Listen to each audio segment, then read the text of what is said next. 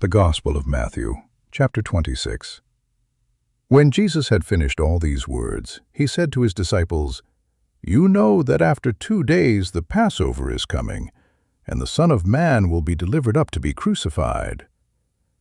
Then the chief priests, the scribes, and the elders of the people were gathered together in the court of the high priest, who was called Caiaphas. They took counsel together, that they might take Jesus by deceit and kill him. But they said, "Not during the feast, lest a riot occur among the people." Now when Jesus was in Bethany, in the house of Simon the leper, a woman came to him having an alabaster jar of very expensive ointment, and she poured it on his head as he sat at the table. But when his disciples saw this, they were indignant, saying, "Why this waste? For this ointment might have been sold for much and given to the poor." However, knowing this, Jesus said to them, "Why do you trouble the woman? She has done a good work for me. For you always have the poor with you, but you don't always have me. For in pouring this ointment on my body, she did it to prepare me for burial. Most certainly I tell you, wherever this good news is preached in the whole world, what this woman has done will also be spoken of as a memorial of her." Then one of the 12, who was called Judas Iscariot, went to the chief priest and said, "What are you willing to give me if I deliver him to you?" So they weighed out for him 30 pieces of silver. From that time he sought opportunity to betray him. Now on the first day of unleavened bread, the disciples came to Jesus, saying to him, "Where do you want us to prepare for you to eat the Passover?" He said, "Go into the city to a certain person, and tell him, 'The teacher says, my time is at hand. I will keep the Passover at your house with my disciples.'" The disciples did as Jesus commanded them, and they prepared the Passover. Now when evening had come, he was reclining at the table with the 12 disciples. As they were eating, he said, "Most certainly I tell you, that one of you will betray me." They were exceedingly sorrowful, and each began to ask him, "It isn't me, is it, Lord?" He answered, "He who dipped his hand with me in the dish will betray me. The Son of Man goes even as it is written of him. But woe to that man through whom the Son of Man is betrayed. It would be better for that man if he had not been born." Judas, who betrayed him, answered, "It isn't me, is it, Rabbi?" He said to him, "You said it." As they were eating, Jesus took bread, gave thanks for it, and broke it. He gave to the disciples and said, "Take, eat, this is my body." He took the cup, gave thanks, and gave to them, saying, "All of you drink it, for this is my blood of the new covenant, which is poured out for many for the remission of sins. But I tell you that I will not drink of this fruit of the vine from now on, until that day when I drink it anew with you in my Father's kingdom." When they had sung a hymn, they went out to the Mount of Olives. Then Jesus said to them, "All of you will be made to stumble because of me tonight.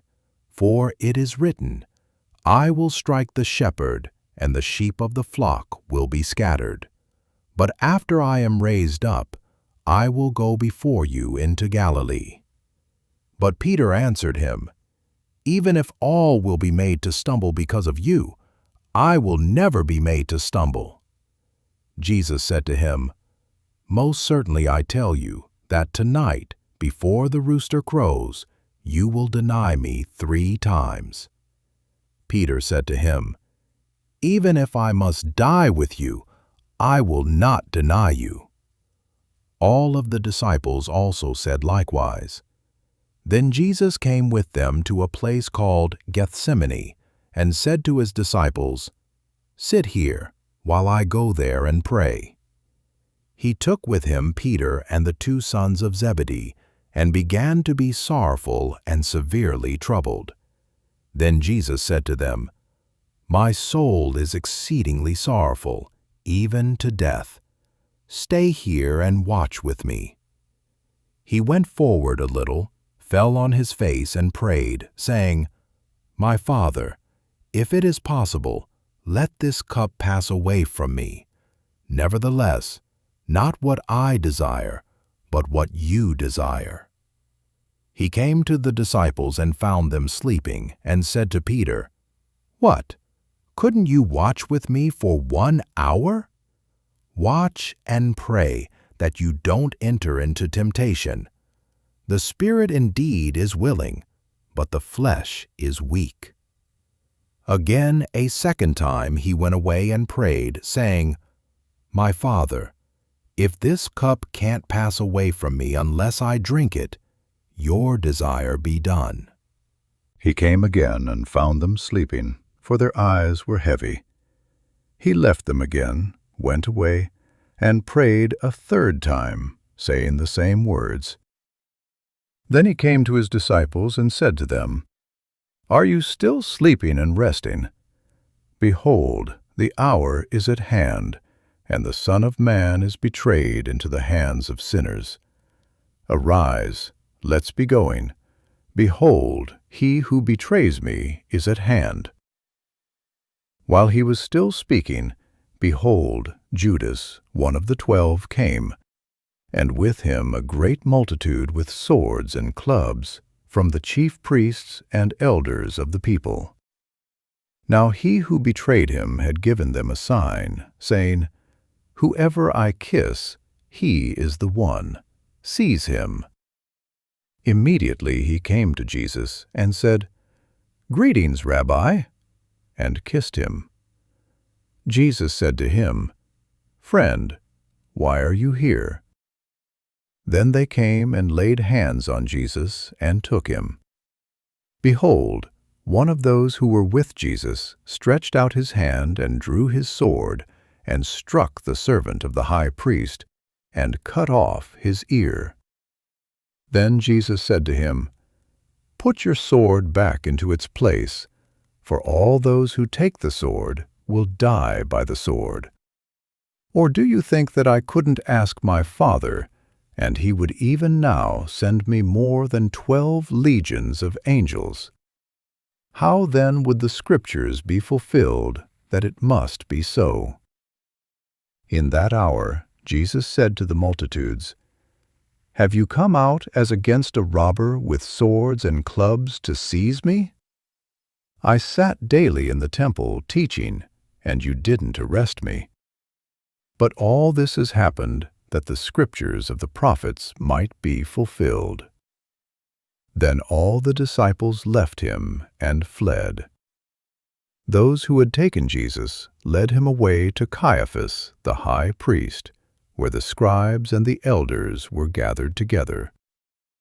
But Peter followed him from a distance to the court of the high priest, and entered in and sat with the officers to see the end. Now the chief priests, the elders, and the whole council sought false testimony against Jesus, that they might put him to death, and they found none. Even though many false witnesses came forward, they found none. But at last 2 false witnesses came forward and said, "This man said, 'I am able to destroy the temple of God and to build it in 3 days.'" The high priest stood up and said to him, "Have you no answer? What is this that these testify against you?" But Jesus stayed silent.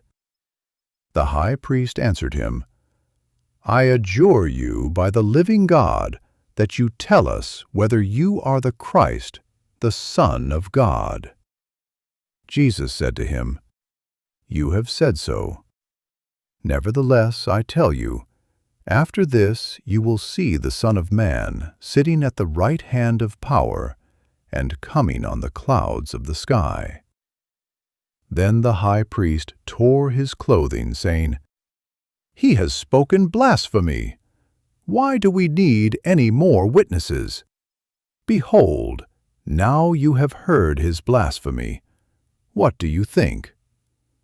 They answered, "He is worthy of death." Then they spat in his face and beat him with their fists, and some slapped him, saying, "Prophesy to us, you Christ! Who hit you?" Now Peter was sitting outside in the court, and a maid came to him, saying, "You were also with Jesus the Galilean." But he denied it before them all, saying, "I don't know what you are talking about." When he had gone out onto the porch, someone else saw him and said to those who were there, "This man also was with Jesus of Nazareth." Again he denied it with an oath, "I don't know the man." After a little while, those who stood by came and said to Peter, "Surely you are also one of them, for your speech makes you known." Then he began to curse and to swear, "I don't know the man." Immediately the rooster crowed.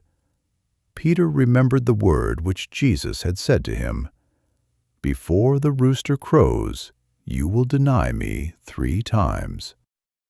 Then he went out and wept bitterly.